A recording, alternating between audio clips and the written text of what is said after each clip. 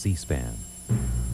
Created in 1979 by America's cable television companies.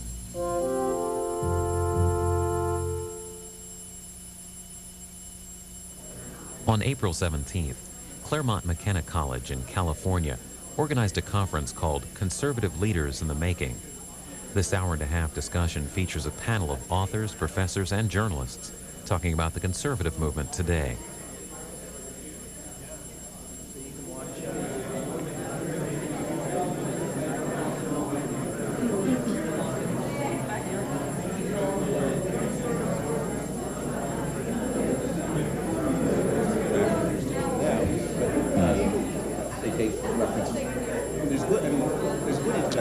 Okay, I think we're ready to go.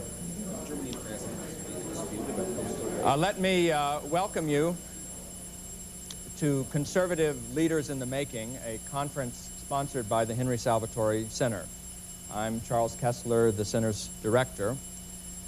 The Henry Salvatori Center is the oldest of Claremont McKenna College's 8 research institutes, and our mission is to examine questions of political philosophy as they bear on the life of contemporary America. The center's conferences, lectures, and publications draw attention to the relation between freedom and virtue, liberty and law, political philosophy, and political practice. One of the most important aspects of our mission is to develop joint projects with CMC students and to engage them alongside the center's faculty in research on major political and constitutional issues. In this respect, I'm very proud to report that this day-long conference, of which this panel is the next to last event, originated entirely in the minds of several CMC undergraduates. Most of the planning and all of the execution for this conference have been carried out by students, and I would like to salute them now, especially 2 of them who were spearheading this event, Trent England and Tanner Johnsrud.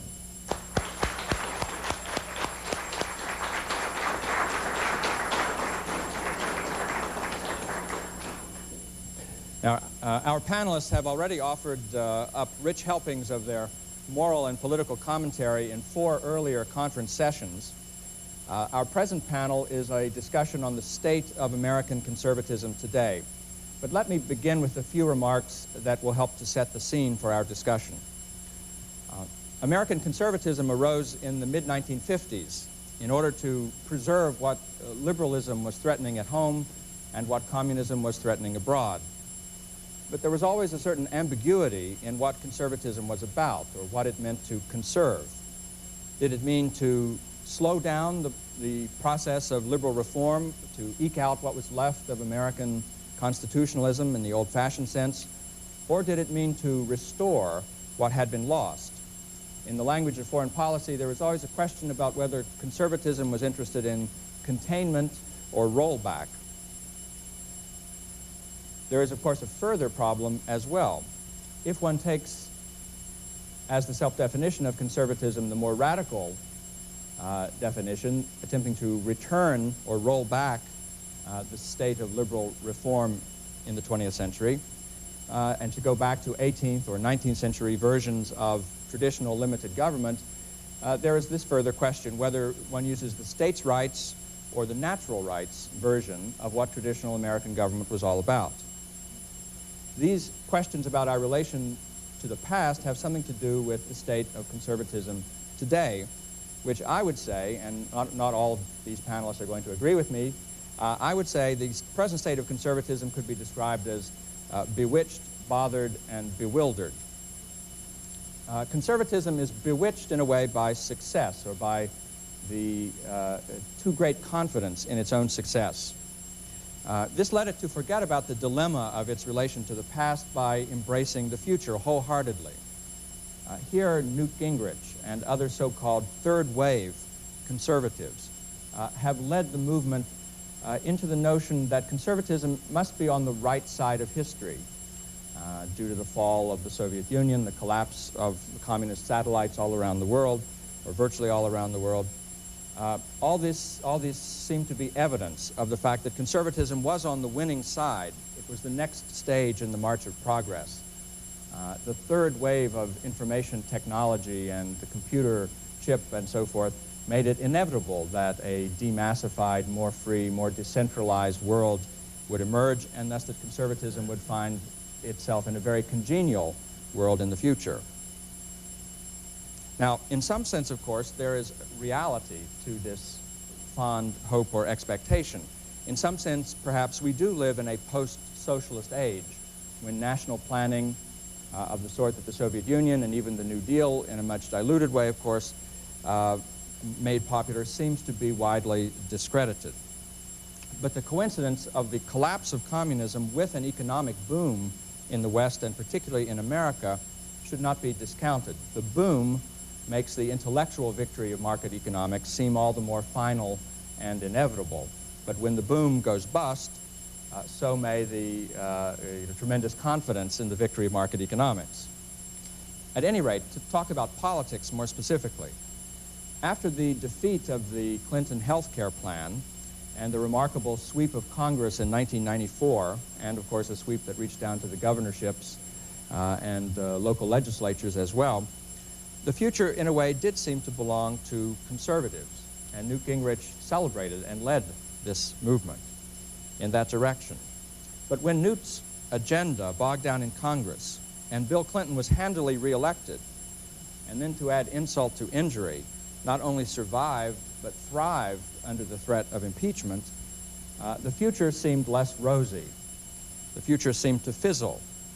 And instead of carrying the GOP safely to shore, the third wave seemed to have left it stranded on a sandbar, looking around vainly for the next big one. It didn't know what else to do exactly when history had deserted it, since after all it was supposed to be the next step in the progress of history. The social conservatives, or the religious right, were similarly bewitched, not by the idea of progress, but by the notion of populism. Paul Weyrich, in his recent open letter to American conservatives, admitted, quote, "We have assumed that a majority of Americans basically agrees with our point of view. That has been the premise upon which we have tried to build any number of institutions and indeed our whole strategy," unquote. Weyrich figured, in other words, that his job was not to shape or form public opinion, but to organize and give expression to it. He thought the battle for public opinion already won, until the morning when he woke up to discover that it was lost. In the wake of Clinton's acquittal, Weyrich confessed, bewildered, that, quote, "I don't believe that a majority of Americans actually shares our values anymore," unquote. The architect of the moral majority was stunned to find that the majority wasn't so moral. This conclusion, which he drew from Clinton's acquittal, may or may not be true, but I think it is revealing about the overconfidence that affected the social wing as well as the more economic or progressive wing of the conservative movement. But there's another feature of conservatism that left it bothered, namely the incompleteness of its political victories. Despite Ronald Reagan's great victory in 1980 and 84 and Newt Gingrich's amazing success in 1994, no complete or thoroughgoing conservative or Republican realignment has taken place. Conservatives or Republicans have yet to control the presidency, the Senate, and the House of Representatives at the same time, which really is necessary in order to pass the most sweeping kind of political reforms. Nothing quite like the New Deal realignment has yet befallen the conservative movement. The shock and dejection at this lack of a conservative realignment has led to a hunt for scapegoats, which helps to exaggerate the already great internal divisions within the conservative movement. The favorite whipping boy is usually the religious right, who spoils the party by alienating too many voters, it's claimed. But lately, libertarianism has come in for its share of the blame as well. The Weekly Standard, for example, targets libertarianism's mindless opposition to the state, for example. Hence, conservative bewilderment. What to do about the persistence of the left, even the revival of the left? This is not just an American problem, of course. Remember that 14 out of the 15 nations of the European Union are now governed by socialist parties, alone or in coalition. But in America, undoing the work of FDR and Lyndon Johnson and even Richard Nixon has proved to be a very daunting task indeed, so daunting that it has not been done, or at least has barely been begun. Although the era of big government is over, according to Bill Clinton, big government seems here to stay. Of course, as with every statement of Clinton's, this one has to be closely parsed. It all depends on what you mean by over. If you mean that big government has been repudiated, that's clearly not what he had in mind. It may be that he meant simply to say that the era of its fastest or biggest growth has come to an end. But personally, I think the meaning of the era of big government is over is simply this. It's his way of saying goodbye big government, hello bigger government. Well, to ponder the conservative movement's perplexities and its coming opportunities is the task of this eminent panel. Let me introduce our distinguished panelists who will speak for about 10 minutes each, followed by some interchange among them perhaps, and then questions and answers from the audience. I'll introduce them in the order in which they're going to speak. Our first speaker will be David Frum, who is a contributing editor for the Weekly Standard, a senior fellow of the Manhattan Institute, and the author of one of the most trenchant diagnoses of the failure of the right in the 1980s, a book called Dead Right. He will have a new book entitled How We Got Here, America from 1970 to Now, appearing from Basic Books in just a few months. Our second speaker will be the distinguished publisher of National Review for 31 years, William Rusher. Bill Rusher is currently a Claremont Institute Distinguished Fellow, and he remains a very popular syndicated columnist. He is the author of an indispensable work on the history of the political right called The Rise of the Right, which I recommend to everyone. Our third speaker will be Danielle Crittenden.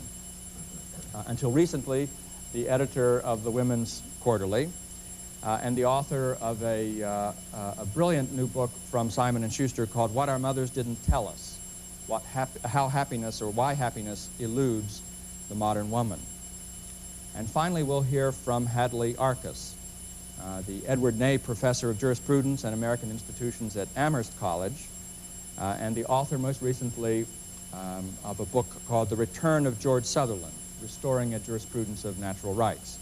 Hadley writes frequently on subjects of conservatism and American politics for Crisis and National Review and other conservative magazines, and any book that he writes is automatically published by Princeton University Press.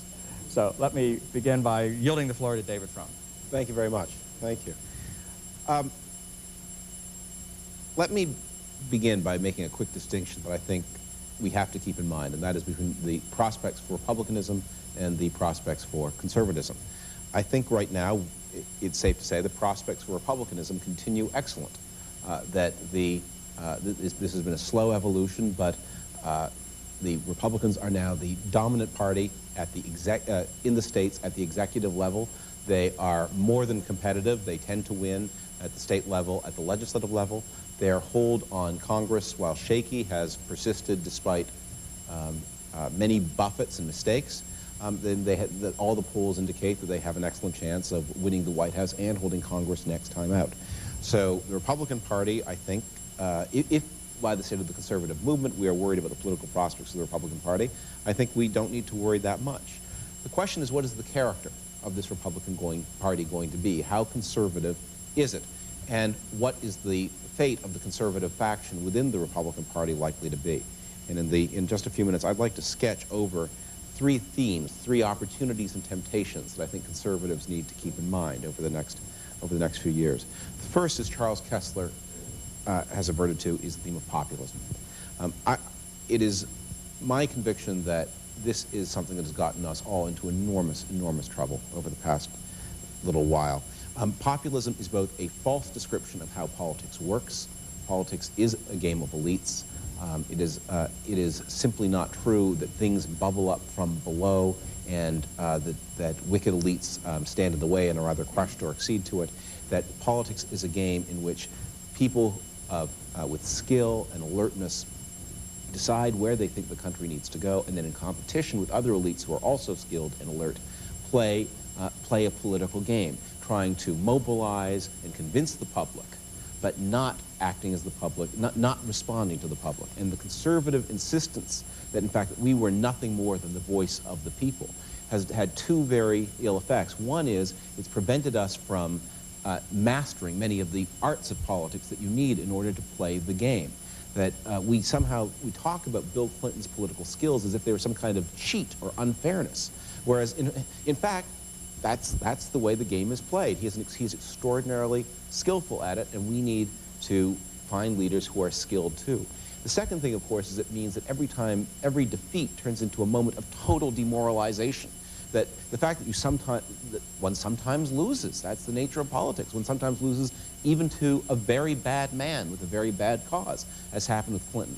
But the idea that one should infer from one's defeat that somehow the mandate of heaven has been removed from you is a tremendous error. The mandate of heaven was never there in the first place. And populism is both destructive operationally and demoralizing intellectually. And I think one of the things I hope conservatives take away from the Clinton experience is a little bit of disenchantment with populism. The second theme that I'd like to quickly sketch is the theme of compassion. Now, compassion is a wonderful virtue, the ability to feel with other people in their pain and suffering. This is the mark of the good human being. Compassion, unfortunately, compassion as a matter of fact, however, is not a meaningful term in the realm of politics.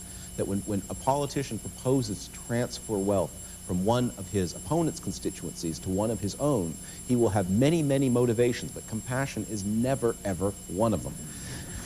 And it is a word that ought to make us all suspicious. And when you begin to hear conservatives invoke it, you should wonder what it is that they have in mind.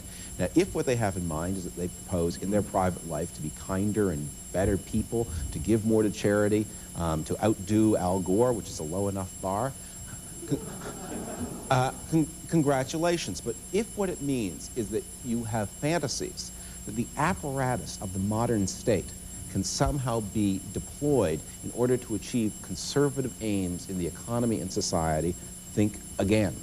Tools are invented to do certain things. You don't use a bottle opener to play a record.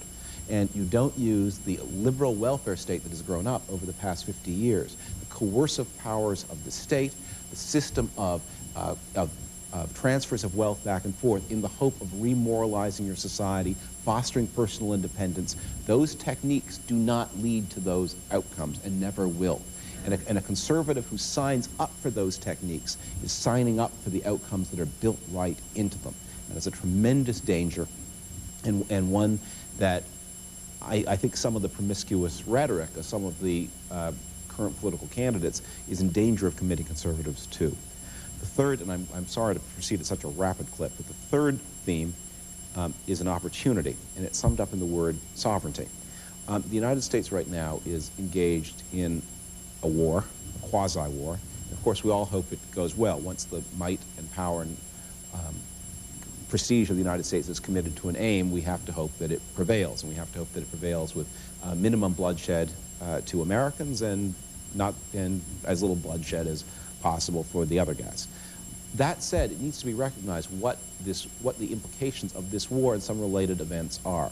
This war, coming as it does on the United States' near accession to the International Criminal Court Treaty, and also coming as it does at the very moment as a head of state is about to be, former Chilean President Pinochet is about to be tried in a foreign country for crimes committed in his country.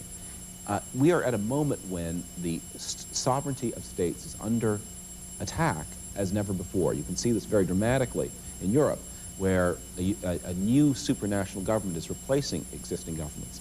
Now, you don't have to believe in black helicopters to regard this as a wearisome trend, because what is at stake here is the principle of democratic accountability.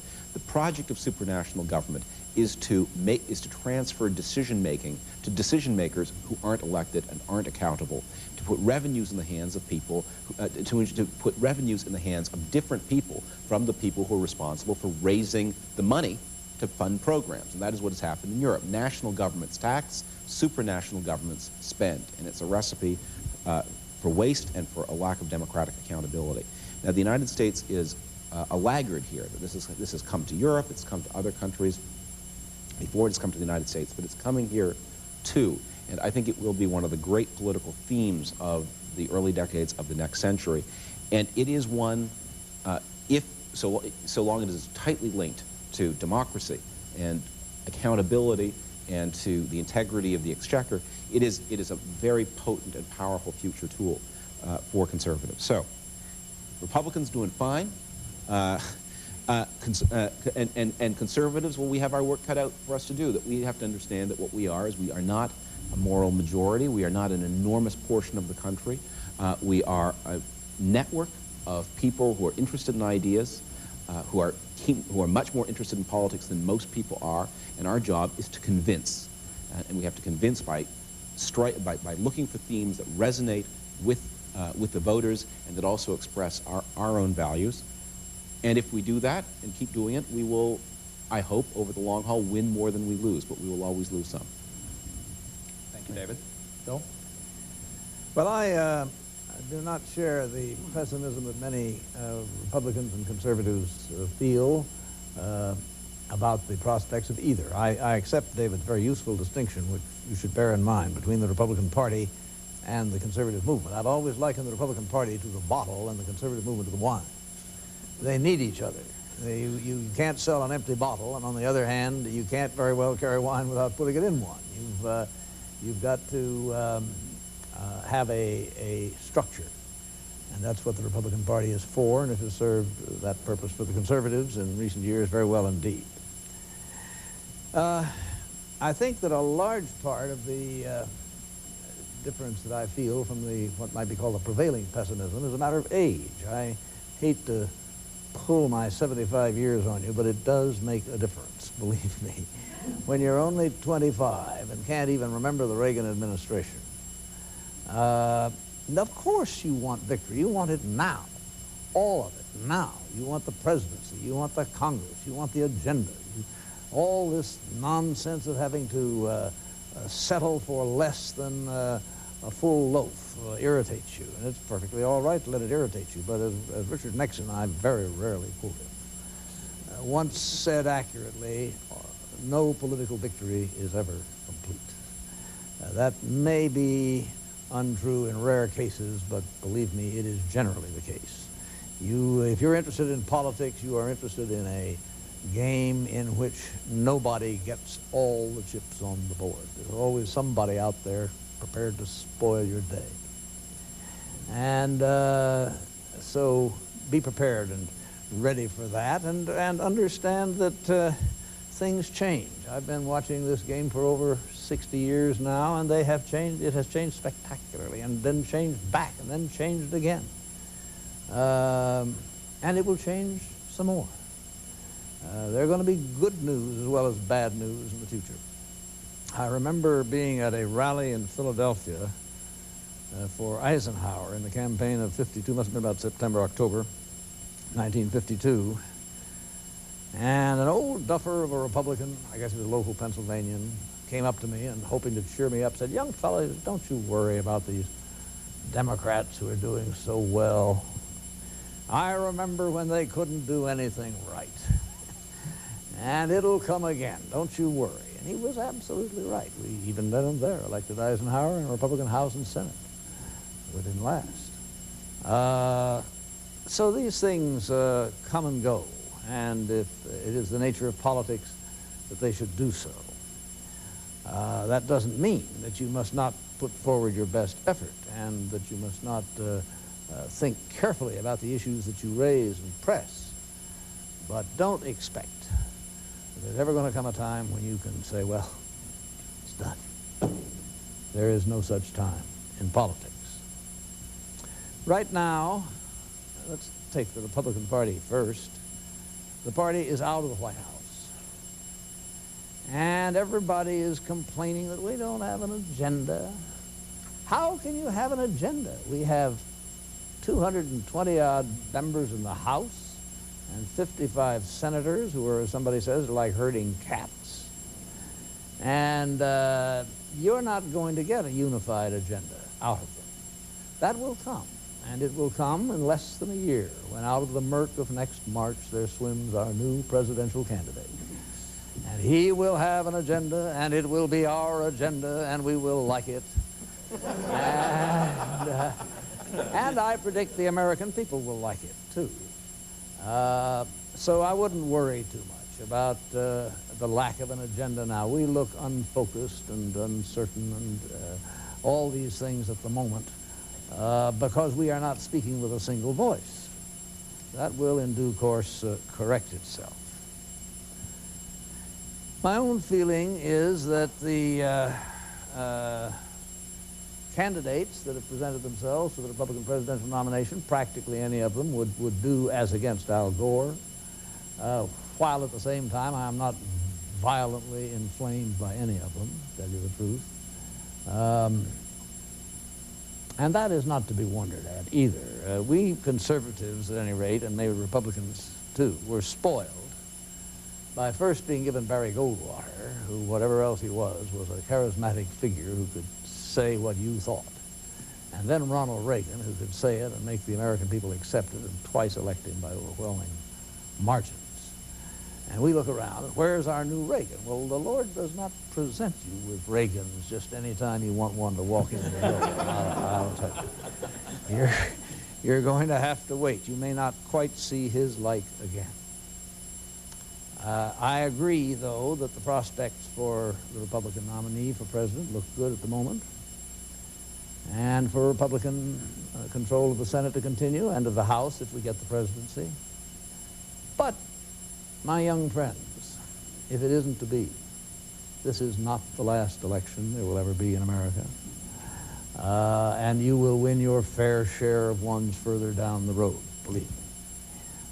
So accept, do the best you can, accept the faith that the Lord doles out to you in any particular election, and be confident in the principles which you support.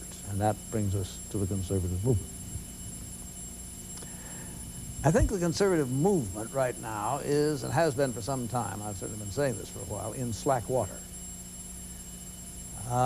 In its first 50 years, it's just about rounding them out now, it was certainly the principal force in America's victory in the Cold War, which was a stunning triumph, and by no means inevitable.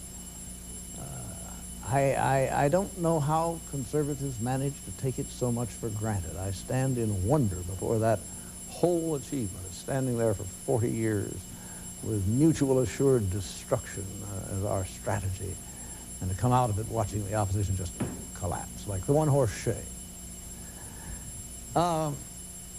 We also have totally discredited socialism as an economic system. Even the Chinese, who still call it socialism, call it market socialism, as if that will take the curse off it or somehow make it work. It won't work. No kind of socialism will work, ever. And I think that most of the world realizes that now. And I think that these realizations are going to continue and strengthen as time goes on. Although, as I said, you can't be sure that there won't be a socialist victory here, there, and elsewhere, including the United States, at some point along the line. And I have to keep up the fight. As for the new leaders of the conservative movement, insofar as they are to be distinguished at all from the Republican candidates for president, it seems to me that the really good ones are still below the horizon. We cannot see them. But just because we cannot see them, my friends, don't assume they aren't there. I get around this country a lot. I talk to plenty of people.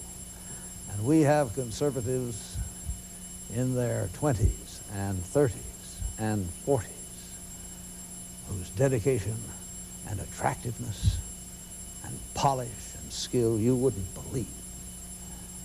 And some of them, I know two that I am convinced are going to be president of the United States.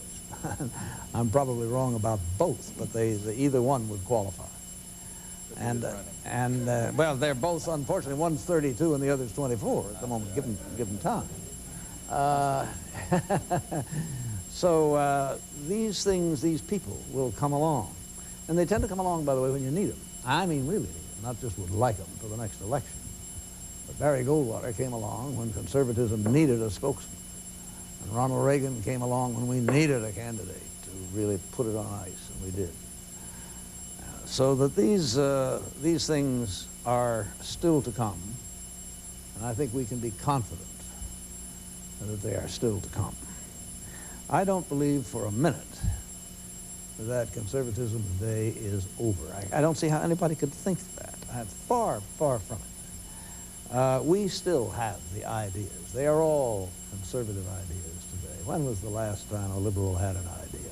I guess when Adel and Albright decided that we would go everywhere in the world and put out all the fires there are. If that's your notion of an idea, well, she's welcome to it. But basically, they are empty of ideas. The conservatives are full of ideas, and many of them very good ideas. We also have the infrastructure. I don't know if you realize how important that is. In the 50s, we had nothing. Or the 60s, early 60s even. You go to a college campus, sponsored for your speech by the Free Enterprise Society. Its president and only member would be a little nerd with thick glasses who was the local exponent of free enterprise. And we didn't get very far. Now we have think tanks, legal foundations testing our opinions in the courts, spokesmen in the media at the column level and the television level, candidates all over the place, candidate managers who have gone to training schools that are run by the conservative movement, think tanks like this one discussing the ideas out on the frontier of conservative thought. This is absolutely vital and goes with the business of having ideas, because the liberals, to be sure, have an even larger infrastructure. But it is old, and it is tired, and it is empty, and it doesn't come up with very much. And in due course, we will have those leaders I mentioned. So don't worry too much about the future. Do the best that we can in the present, push our issues, search for the right candidates. When you make a mistake, pick yourself up, dust yourself off, and go on. And believe me, we will have a conservative movement in the future that simply beggars its performance of the past. Thank you. Thank you. Danielle? I'll talk to you very briefly today about my bailiwick and the gender gap. Republicans have been criticized for not appealing more to women voters and have embarked on a courtship of them, trying to use some of the techniques and skills of Bill Clinton, not those ones.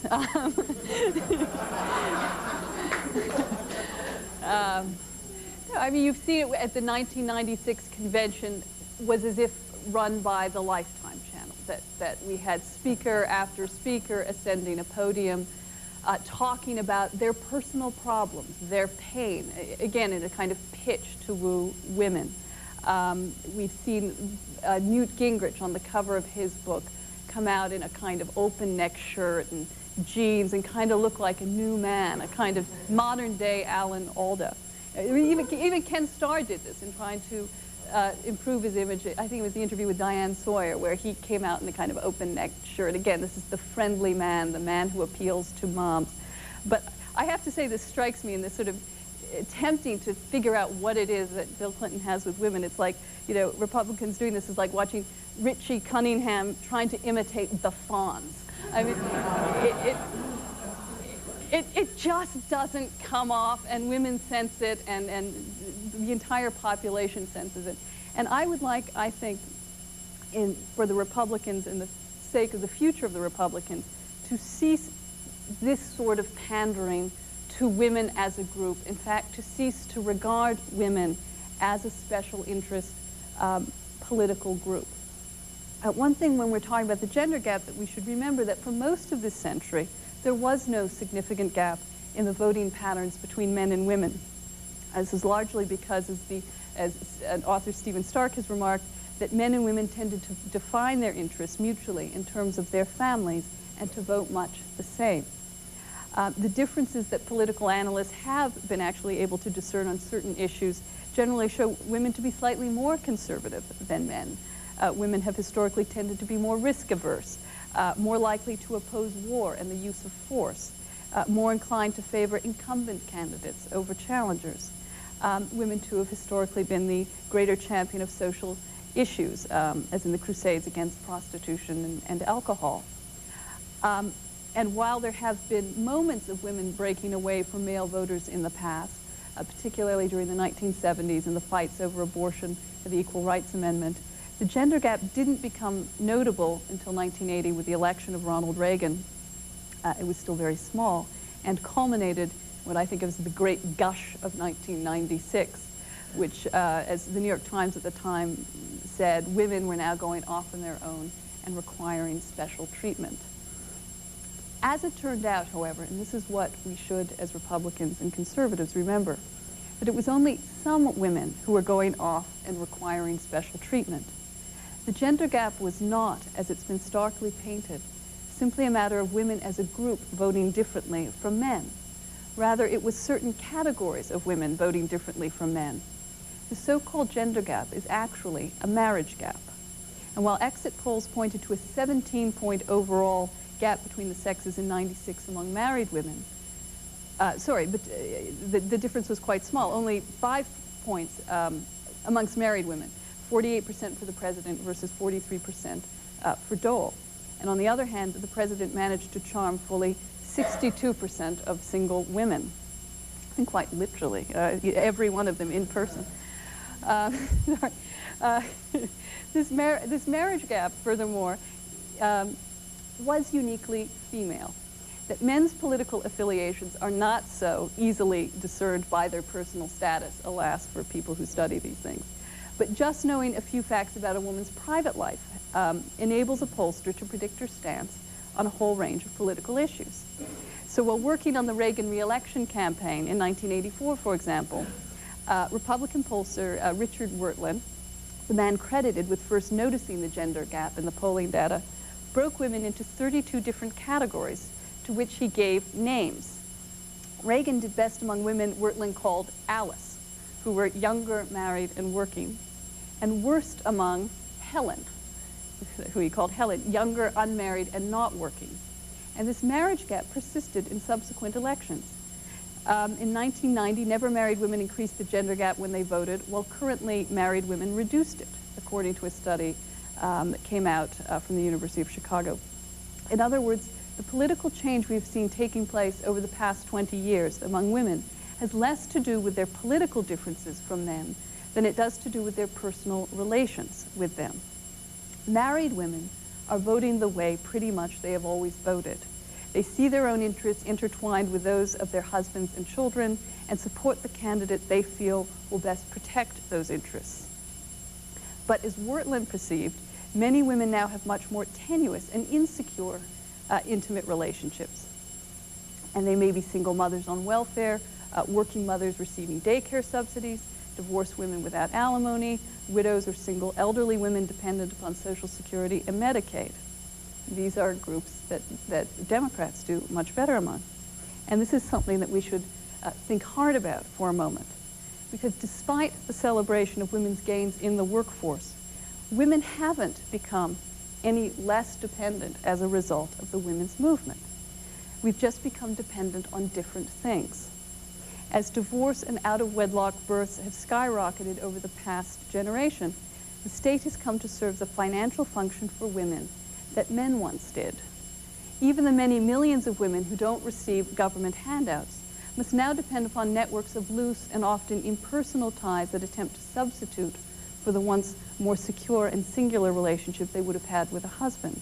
These are women to whom a promise from the government, even a vague assurance of, don't worry, we'll be here for you when things don't work out, is the only promise of future security that they have. Still, if the state might seem more dependable than many men, as a substitute for husband's commitment, it's rather sinister. It's true that the state won't come home late at night, stinking of drink. It doesn't shout at you, or hit you, or threaten to leave you when you've put on weight, or a sexier woman comes along. And it's always there for you in its big, lumpy, bureaucratic way. On the other hand, it's not very satisfying to lie next to or talk to grow old with, or to love in return. And it can't love you either, or be any sort of father to your children. And perhaps not altogether surprisingly, the more pervasive the state grows, the scarcer decent, reliable men seem to become. As Virginia Woolf wrote in her 1938 political essay, 3 Guineas, once women had the right to earn their own living, and then in her view, feminism became obsolete, what would we see? Quote, she said, men and women working together for the same cause, close quote. Instead, as the '96 election certainly reminded us, men and women have seldom been more at odds with each other, nor have women ever been more divided among themselves. And we do remain divided. We remain divided over whether our lives should take place mostly inside the home or mostly outside of it. We remain divided over whether we should put ourselves or our children and families first. We remain divided over who is chiefly responsible for providing for us and our children, our husbands and the fathers of our children, or the state. And as a result, we are divided over political issues that are seen as benefiting one side at the expense of the other, the family versus the individual. What my generation may have discovered is that we have reached the biological limits of our freedom. And having had every legal, economic, and social impediment removed, we have run up against the impediments, if you wish to call them that, of our sex. And to achieve any more, to be truly able to live the same lives as men, we'd actually have to be men. And this is not, I suspect, an enticing goal for most women. So I think the solution, and I think this is something Republicans should bear in mind, lies in the ultimate rejection of politics as solutions to our personal problems. I think that it has to figure out which women it's going to appeal to. And I think its natural constituency is married women who are for cutting taxes, who often manage the household expenses, who don't necessarily want daycare and costly daycare programs, but want the tax breaks that will allow them to take time out, to approach family issues as family issues and not just simply as women's issues, I think would be a start. And from our point of view as women, I think we have to start or stop expecting the state to both speak to us in ways that frankly are demeaning, as if we can't manage our personal lives without the state, that we can only think of politics through the prism of the personal, that unless there is a man or a woman on a podium speaking to us about their private life, that somehow that's not a party that appeals to us. I think, and cease to look to the state as some sort of solution to family breakdown in our society. And I think if Republicans can just focus on those groups of women, I think they will do extremely well, and they will not have to be holding at, either wearing these ridiculous shirts or holding themselves out with promises that not only can they not keep, but would go against conservatism and change the very nature of the party. That's it. Thank you very much. Hadley. Well, I'm very cheered by the upbeat quality of the commentaries. I wish I could share it. It's rather in Woody Allen's position where he says, "I'm sorry I can't leave you with anything positive. Would you accept 2 negatives?"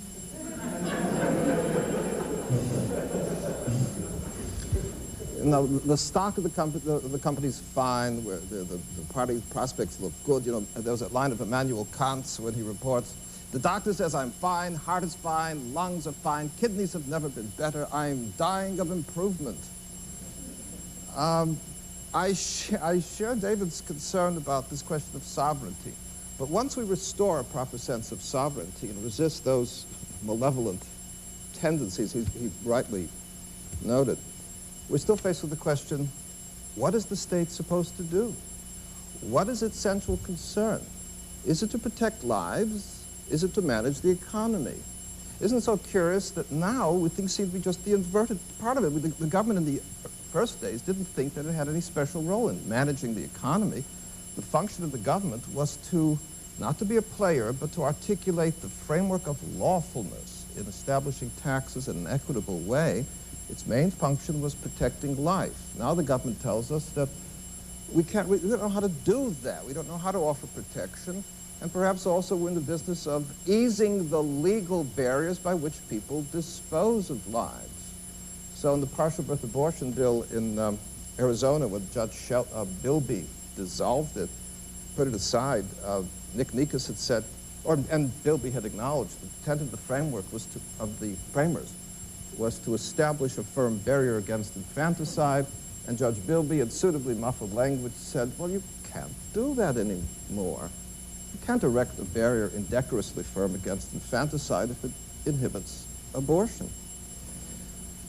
When we face the question of what is the state, we have to put ourselves the question, what is our current crisis of the house divided? If we had to pick out the maladies, we have to come to some judgment as what is more or less central in our problem. We may not be able to discuss everything, but as Lincoln said, the task was to impart the central idea.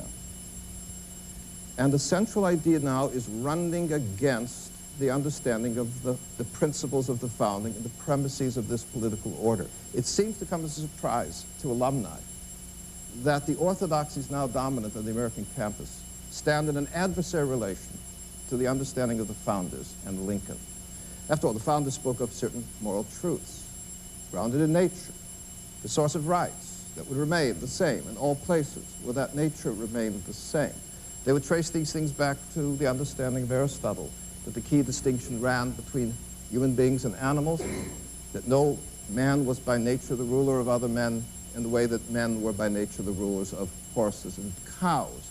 Even in this age of animal liberation, we don't find people signing labor contracts with their dogs and horses, or seeking the informed consent of their household pets before they authorize surgery for them. But we continue to think that beings who can give and understand reasons deserve to be ruled with the rendering of reason. Now, what's alarming is that this is, of course, what's being rejected in the campuses. So the orthodoxies dominant the campuses were told there are no natural rights, because natural rights was an ideology of patriarchalism to cover the rule of white men. There are no natural rights because there's no nature. What you call nature is simply socially constituted from one place to another to fit the vagaries of the local culture. And of course, there are no moral truths that hold in all places. But the curious thing about the people who make this argument is that they're persistently casting judgments on regimes in other places. In South Africa, in China, they think they can identify wrongs done to women in other places. In fact, they think they can identify women in all places. And so in the curious world of the left now on campuses, apparently there are human rights to be vindicated all over the globe, but strictly speaking, there are no humans. And since there are no moral truths, there are no rights that are truly rightful. Now, I think we've seen an erosion here, and as the erosion proceeds, it flows over from the campuses to, even to the conservative classes. I think we're in the presence, as our colleague, mentor Terry Jaffa has pointed out, of a people who fail to respect the premises on which their own freedom rests. We have a situation, well, let's put it back to Lincoln. Lincoln said, Douglas's policy consists in this, that one person may may enslave a second, and a third may not object. Now Russ Hittinger says our current policy is one person may kill a second, and a third may not object. That's a matter of privacy. And a large portion of our educated classes seem to have backed into one or both of the following propositions: that I have a right to kill for the sake of convenience. Camille Paglia says, right, it is killing in abortion, but let's face it, why shouldn't women have the right to kill? Either I have a right to kill for the sake of convenience, or I get out of it by backing into something even more portentous yet. I don't think it's a human being I kill. I will decide what is a human being as it suits my own convenience. I cited in our discussion today that the incident that crystallized all, I thought, of the shootings that took place outside of Brookline, of the clinic in Brookline a few years ago, And 2 nights later, there was a candlelight vigil. And one young woman was there holding in her arms her newborn daughter. And she said she was there to preserve for her daughter the same reproductive rights she had enjoyed, including the right to kill that child up through and after birth. And we ask, if she had those rights, when did she acquire them? Were they a species of natural rights? And if so, she acquired them as soon as she began her existence as a female, in which case she had them in the womb. And if that's the case, the mother couldn't have swept away all of her rights through the simple expedient of sweeping away the bearer of the rights. So it must be that, can only be, that the child acquired rights as the mother decided in a grand Nietzschean gesture to confer them upon her and say, it's in my interest now that you shall live. And if that's the story that comes along with the right to abortion, as I think it must, then in backing into that story, we have to lead ourselves to deny there's anything intrinsic in that child that commands our respect. And if there's nothing intrinsically important about us, any of us, from the beginning, we cannot have within us any intrinsic source of rights that a majority must respect. And so my pitch today is that anyone who backs into that argument can no longer give an account of our right to be governed without consent, can no longer be given an account of, give that account of our rights of property, or even the right to abortion, which could be then overridden by a majority as soon as it suits the convenience of a majority. We're told it's going to be very hard to talk about this, but as Lincoln said at the time of slavery, no one wants to talk about it. We can't talk about it in the churches, it doesn't belong there. It's very divisive here. And it's an extraordinary thing to say now that a democratic people can no longer deliberate about the question of how far their laws on homicide reach. Felix Frankfurter warned us years ago, let judges stand in the place of politicians in making the hard decisions, and you will soon give rise to a class of politicians who have the reflexes of civil servants. They want to serve under conditions of permanent tenure and run errands for their constituents. But they don't want to make decisions on those vexing matters that divide and unsettle their constituents. And as that rolls over now to the constituents, we found people saying, this shouldn't be part of politics. This is a matter for the judges. As we see that, I submit to you that you find the serious erosion of politics, that we as a people can no longer deliberate in public about the most pressing matters, about the meaning of life and death, assisted suicide. This is no longer, it sounds like Oscar Wilde. Don't read that chapter on the fall of the rupee. It's altogether too sensational for a young girl. It is too sensational for the likes of us to discuss. So, Plato used to say in that fetching argument that all of knowledge was mainly a matter of remembering and unlocking what is within us. And I'd suggest that this people, our people, with its rich traditions of scholarship, for us it is a matter of restoring the things as a people that we once used to know. Okay, thank you very much.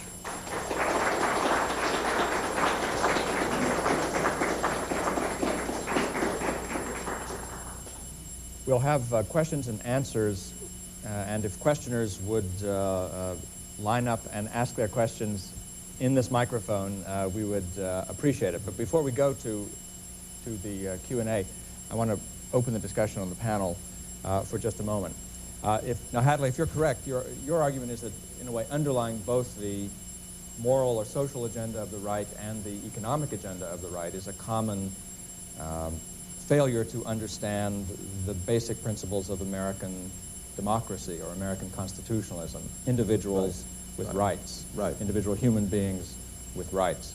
But would that lead to the conclusion that you could attack the ignorance of that principle or attempt to remedy the ignorance of that principle either through an economic agenda or a social agenda, or must you have both, or must you have the emphasis on the social? I guess an artful leadership could find something that reflects both.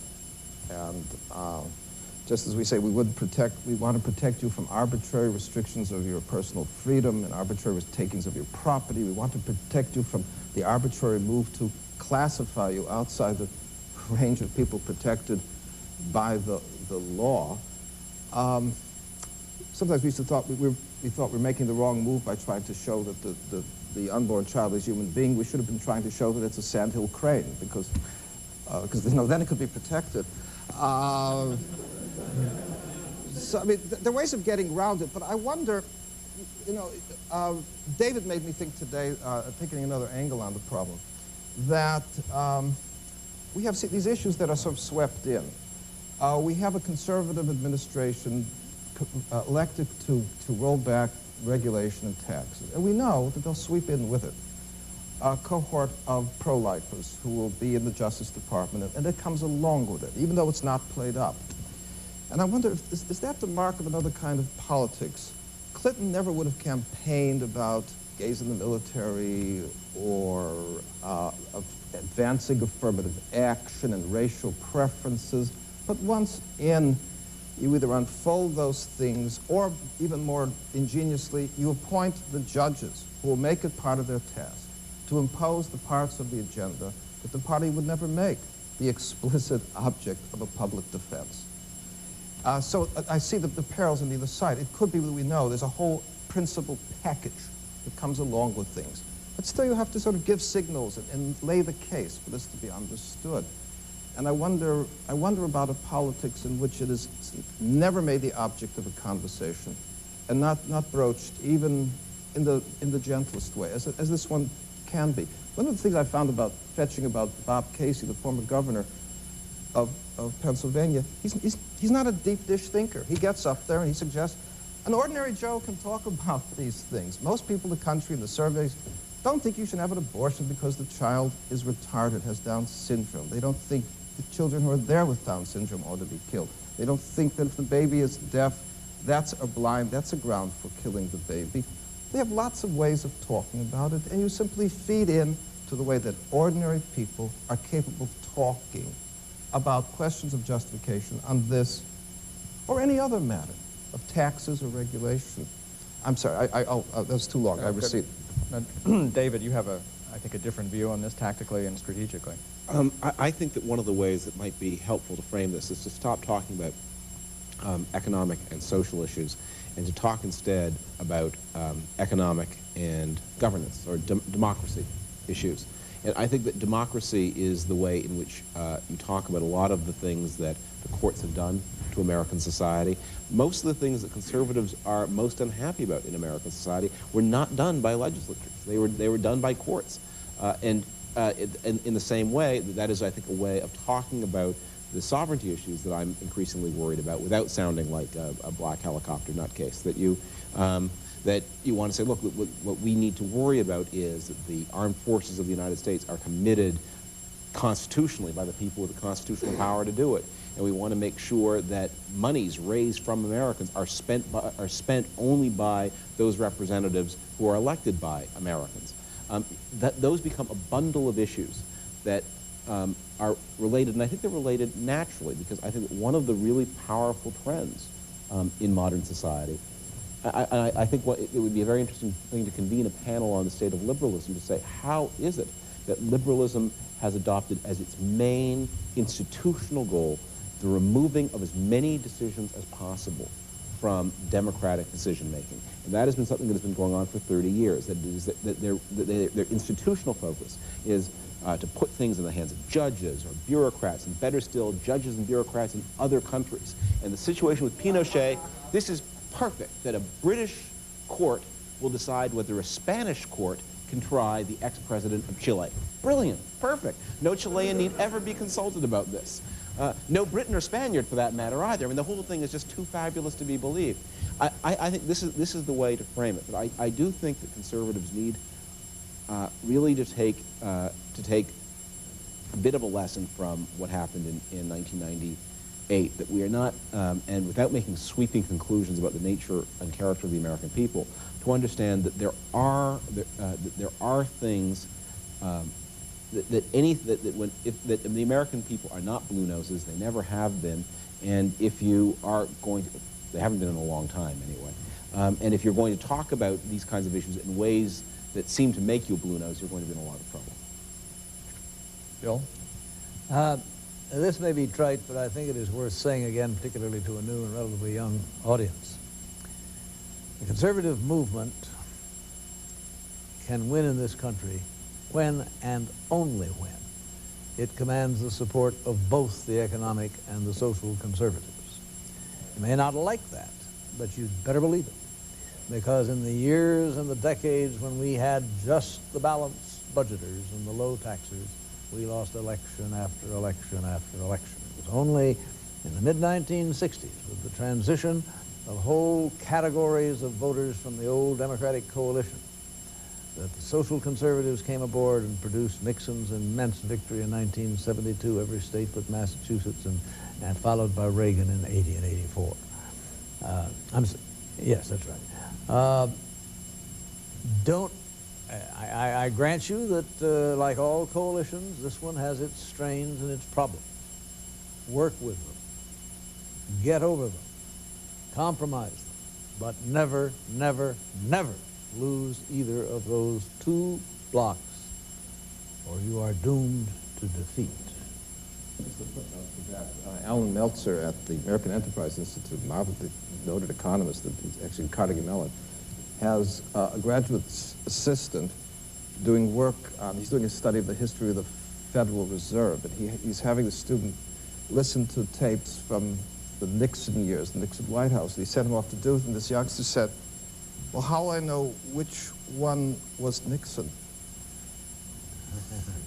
Because Alan said, that voice became so familiar to us, we can't imagine another generation came up that didn't even know what Nixon sounded like. He was the guy whose deletives had to be expleted. Right, that's right. But as you say, it's the silent artillery of time removing the generations, yeah. Well, why don't we open the floor to questions then? If you have a question, please come up to the microphone.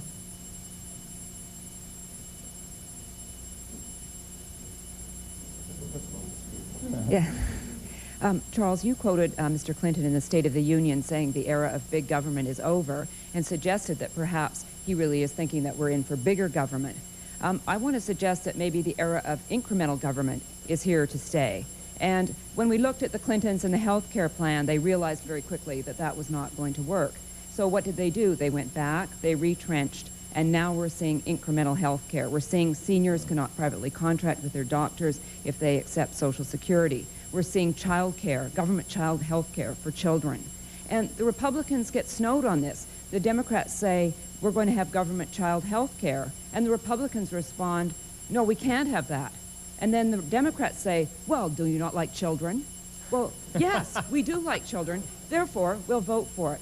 I mean, this is all part of, you have to have positive ideas and things. And I'd like people on the panel to comment on this whole idea of what I think is very frightening, the era of incremental government. Right. Lots and lots of little government, yes. Now, David, you wrote a book taking conservatives to task for abandoning the fight against big government. So you're the lead off. Let me say, I think first of all, one needs to say that the advocacy of incremental government, as irritating as it is nonetheless a sign of a triumph for conservatives, which is, in fact, that liberals didn't used to be so bashful. They didn't used to move in tiny little increments. They used to move in big furlong jumps. And the fact that they feel that they can't do that is I think, something very important. But I think it has a lot, that it is certainly true that since 1995 we have seen an extraordinary number of surrenders, particularly in the area of health care. I mean, we are, I think, just months away from a situation in which only men between the ages of 25 and 45 are not going to be insured by government, but that all children under 18 are going to be insured through the Medicaid program. I think by the end of the first decade of the next century, if the if the existing law doesn't change. There are recurrent attempts to move the Medicare age down.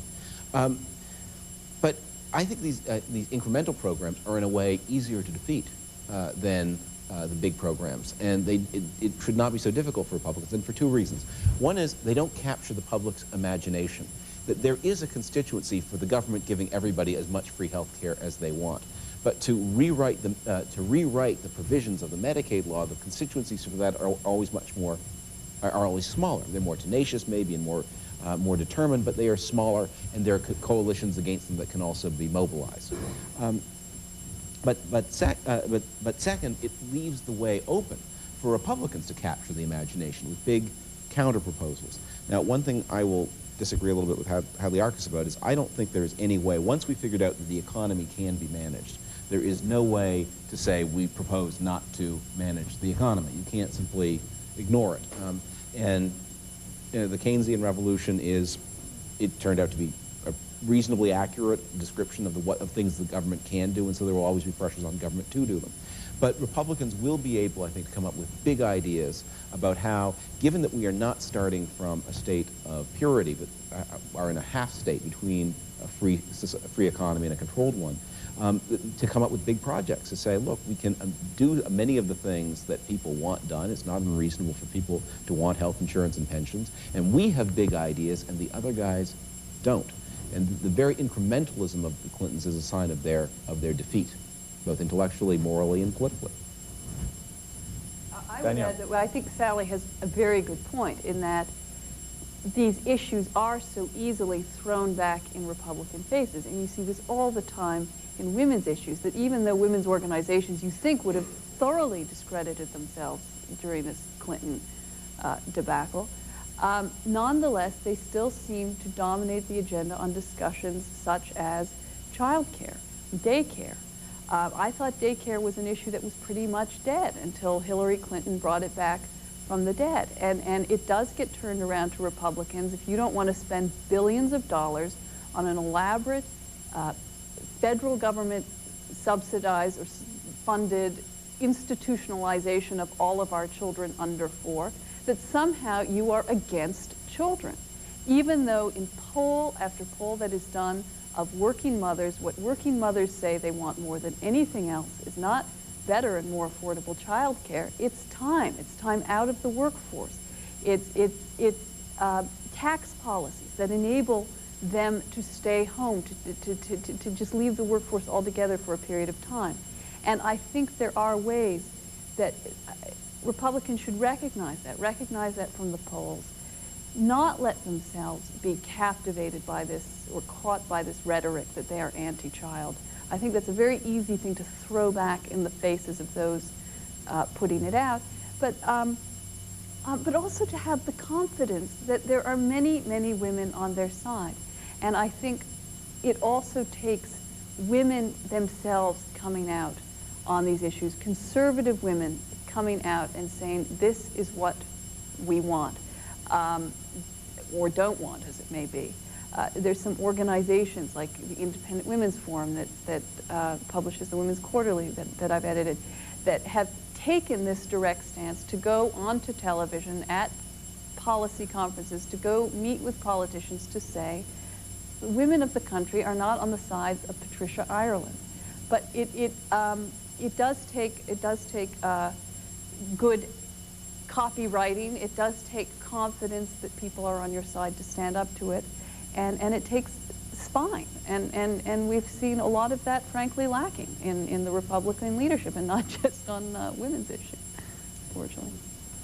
I want to second David, though, also say that I think you may be surprised as to how far you can go simply in managing a currency without, quote, directing the economy. We don't think about getting the government to the shipping business anymore and competing with...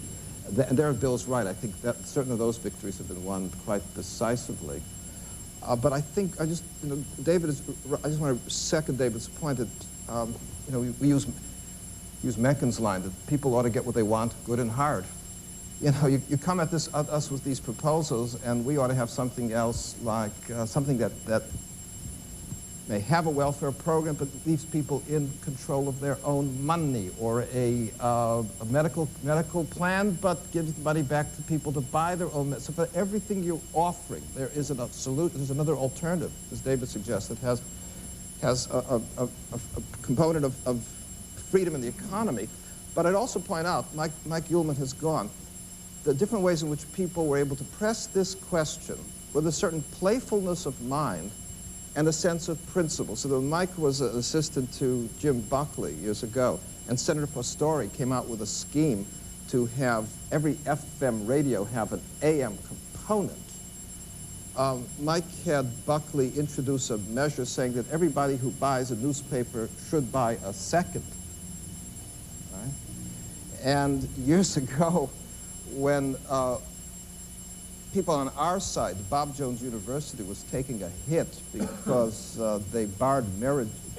They accepted students of all races, but barred marriage and dating across racial lines. I thought we should have had something in to point to perhaps bar second-class mailing privileges from journals like the New York Review of Books that carried ads that said, SWM seeks SWF. The New York Review of Books would never carry an ad for white landlords looking for white tenants. But they apparently think that this issue, and when it comes to race, people should be free to make their own decisions. We'll say, okay, if one of your people takes a hit, one of our people takes a hit, one of yours takes a hit. Let's test the matter in principle. If you don't like this, we'll do neither. But all this required a kind of playfulness of mind and a sense of testing the principle.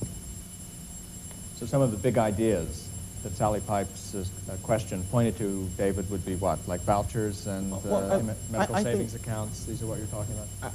I think the fight over Social Security, which has a lot of Republican spooked, is a tremendously exciting one, because this is one in which I think the undercurrents favor the conservative position of there are many, many variations, but one in which people would be required to make contributions to funds, the funds would be tax protected, and individuals would actually have the ownership of that. I think that that the day will come when Bill Clinton and the Democrats rue the day that they put the reform of the Social Security system in play, because I think that is one that is very winnable for conservatives, where conservatives have a big idea to offer, Democrats only have more taxes and smaller pensions to offer.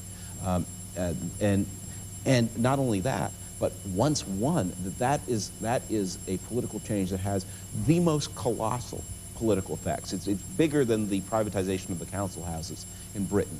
It gives all Americans a stake in the country. It gives them the mentality of owners. It makes them alert to the dangers of inflation and a lot of other things that plenty of people are now alert to. I mean, I think with 50 million people already owning stocks and bonds, the United States has created, for the first time in the history of democracy, a anti-inflationary majority. That in 1975, it actually made political sense to stoke inflation a little bit. Today, it does not. And Bill Clinton very intelligently understands that. So that, I think, is a fight that is very winnable, that the Democrats have started, that Republicans ought not to be afraid to talk about. And in fact, they've been not bad on it. I mean, their best instincts have come to the fore. Healthcare is much more complicated and difficult, both intellectually and economically, but I think that there are prospects, if the system doesn't get nationalized first, for introducing Republican ideas that would involve vouchers and tax-sheltered savings, again, that would give people better care, more choices at lower cost, and while avoiding the damage to the fisc of the state that you see in countries that do have national health insurance. So those retirement security issues, I think, are very exciting, and those are the kinds of things where Republicans can make a big offer, while Democrats are going to have to make a series of actually quite painful and unpalatable little offers. And the best defense is a good offense, right? Next question, please. I'd like to follow up on a couple of things that David Frum said at the lunch. You mentioned that at one point, perhaps in the 1950s, somebody who said in the presence of liberals that they didn't like unions, were critical of unions, wanted lower taxes, would be looked upon as less than a decent person in many cases. And today, you're perfectly free to talk about those things among liberals and be seen as a more or less normal human being. It seems to me, though, that on two of the issues that have been mentioned today, national sovereignty, judicial usurpation, and I would add two others, parental rights and racial preferences, all of them very important, all of them issues on which the Democratic Party is not likely to be very centrist. Those are all issues to varying degrees to which you are still regarded as less than a decent person if you advance the conservative line among liberals. Republican candidates, Republican intellectuals have to be willing to be the bad guys on these issues. They have to be willing to speak out in very strong terms. How do we do that and still win elections? Well, I'll dissent from the characterization of that. I mean, on racial preferences. Yeah, I mean, I think on racial preferences, I think our attitudes here are distorted a little bit by having this conversation on a college campus. That the polls against racial preferences are enormous. This is a winning issue for Republicans. The cry of equal justice under law, regardless of race, creed, or religion. I mean, it's very hard outside of a college campus to make somebody look like a villain for advocating that. And it is, I think that one of the things that is a measure of this is, one of the ways of measuring where the country is to see how dishonest must Bill Clinton be in describing his position on an issue. And whereas he can be relatively open about his position about subsidies to higher education because the country really is with him, that on the question of racial preferences he has to resort to the most massive and colossal deceit in order to disguise where he is relative to the rest of the country. All I meant about the change on economics is that Republicans should, every once in a while, conservatives should be willing to take a look at their bank balance and see the issues that have been won. I mean, once an issue has been won, unfortunately, it ceases to be an issue, and so you cease to feel any pleasure in having prevailed on it. But the fact that conservatives have so overwhelmingly prevailed on the basic issues of the organization of a free economy is a very notable victory. There are plenty of other things to argue about still. I'd be interested to see what you thought about the fact that when the issue was pushed, as in this state, the real drag came from the corporations who are part of the Republican constituency. How would you, and that has held people like Newt Gingrich and others back. What advice would you offer in that case? Well, let's be sympathetic to this from the corporation's point of view for a moment. That what corporations want is one national legal standard. They do not want, if they employ people in 50 states, to have one set of actions, to have the same set of actions generate lawsuits in all sorts of different states. So affirmative action, racial preferences is going to be a very hard issue to deal with at the state level because the big companies of America are going to say, if I'm operating a colorblind, if I'm not operating colorblind preferences, if I'm not colorblind in California, I get sued, and if I am colorblind, I can get sued everywhere else. And I don't think it's unreasonable for corporations to complain about things like that, and for conservatives to be sensitive to the problems of interstate commerce. Let me get into that. I fought that battle in California here, and I'm not quite as sympathetic to the corporations as you are, David, although your point is well taken, that they want a single legal standard. But they also don't mind discriminating if they can get away with it. They are all sitting there with diversity officers in their corporations with ACLU medals hanging around their necks, and they're perfectly willing to go ahead discriminating against whites who have better qualifications if that's what it takes to get discriminating against whites who have better qualifications if that's what it takes to get the medals that they are so pleased with. And I'm telling you, it was disgraceful the way they performed in California. Governor Wilson of PG&E came out actually against the Proposition 209. Governor Wilson had to woof practically every member of the Hewlett-Packard board back on the side of virtue personally. Up in Washington State, both Boeing and Microsoft slammed in and lost, of course, as they deserved to lose. Corporations of America ought to be told to pull up their socks and stop discriminating against people who are better qualified for jobs. David, it's also true that Jeb Bush, when Ward Connerly came to his state, didn't want... there's much more excuse for corporate America than there is for Jeb Bush. I think the charge...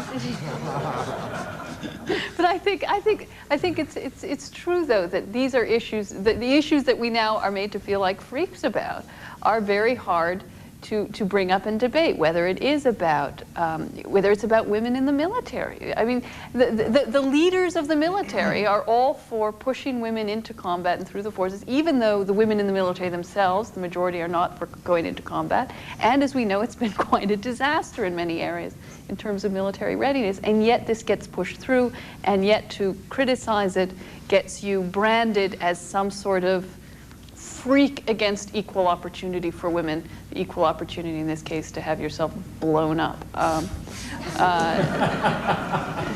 So I mean, I think that's true, but then how do you change that politically? I think you just have to be very artful in the way you debate it and continue to debate it until you're blue in the face. I don't think it's reasonable to look for political courage from the heads of large corporations. I mean, these are people with a lot of interests and assets to protect, and they're very timid, and the government's capacity to retaliate against them is very, very great.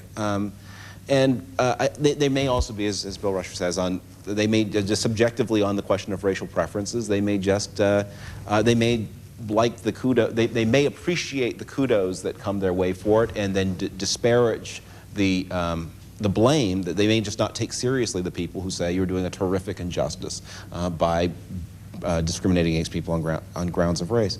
But these fights are won without, even over the opposition of corporations. As I understand it, just about every time you put this question on the ballot, you win. So if the big corporations don't like it, too bad for them.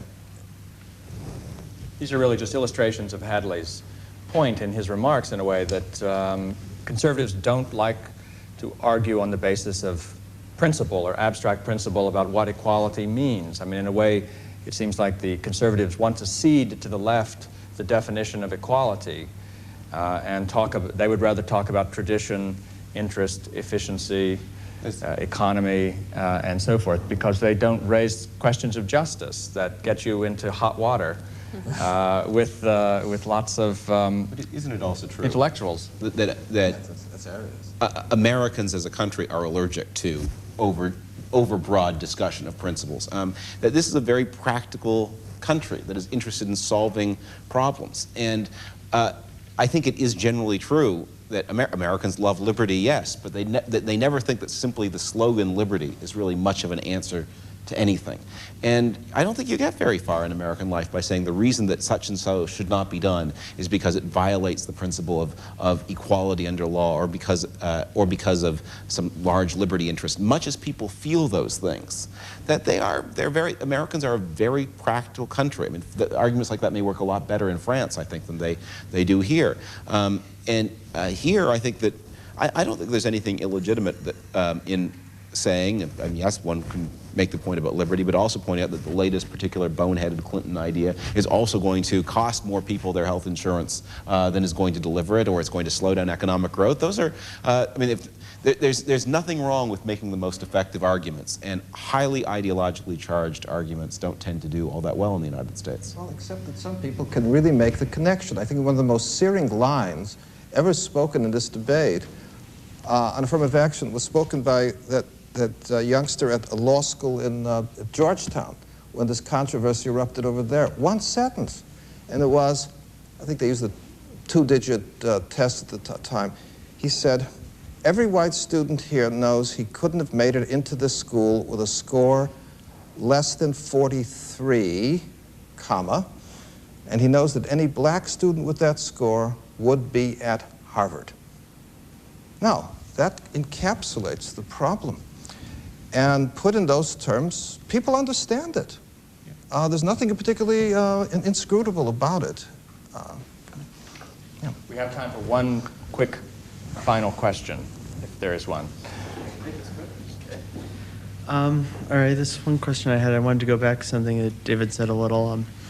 Talking about compassion being something that the conservatives have to avoid being nailed on. But that brings up the debate we see now between George W. Bush and, say, Lamar Alexander and Dan Quayle on the other side about the notion of compassionate conservatism, which is something that reflects, I think, more broadly the fact that the left in America has, to an extent, taken control of the English language at this point, whereby it's like you see the Democrats repeat the adjective mean-spirited about Republicans until it becomes almost an accepted part of the discourse. And by the same token, we then see that this fight comes up where George W. Bush comes out and says, I'm a compassionate conservative. His opponents say, this is nonsense, that's an insult to conservatives, calling them not compassionate. But then the media interviews Quayle and Alexander and says, so you say you're mean-spirited because you're not compassionate, right? And the Republicans find themselves in a worse hole than where they started off. So what does it, for the future of conservatism in America to be something where the general image is not one where they're basically hard-hearted Fagans who want to take bread out of the mouths of children, what is it going to take to settle that debate so that ultimately we see the ideas judged on their merits and not on buzzwords like the idea of mean-spirited? Let's blame George W. Bush a little bit for the buzzwords. What he did was he took the word that focus groups best among men, conservative, and he took the word that focus groups best among women, compassionate, and he stuck them together. And it's perfect. It's a wonderful slogan. It's like low-fat potato chip. You take people's two favorite things, stick them together, and the results are fantastic.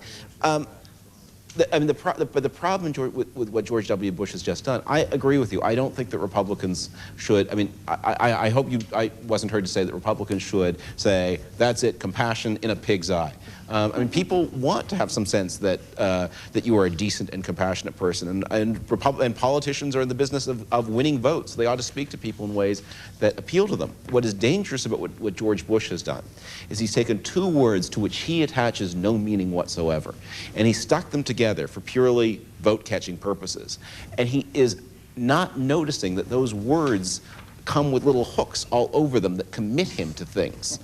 And that he is going to find, if he is elected president, there are going to be a lot of things that he's going to want to do, or at least the people who work for him are going to want to do, that they're going to discover they're precluded from doing, because the accepted political meaning of compassion, which is of course not compassionate at all, I mean locking people into dependency forever is not a nice thing to do to them, but this non-compassionate compassion that liberals argue for has nonetheless become part of the settled meaning of the word. So if he wants to use that phrase, what he has to do first is something that he is determined not to do, which is to begin explaining and arguing for a new concept of what it would mean for a government to be compassionate and yet to depend on self-reliance. He's not doing that because the whole point of invoking the phrase was to avoid the necessity for that kind of work. So he thinks he's done something enormously clever.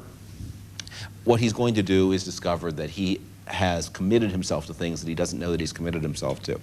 Our time is up. I would like to remind the audience that there will be a reception followed by dinner with Steve Forbes as our speaker. The reception begins at 5:30 in the Marion Miner Cook Athenaeum. And now I hope you'll join me in thanking our distinguished panelists, Hadley Arks, Daniel Crittenden, Bill Rusher, and David Frum.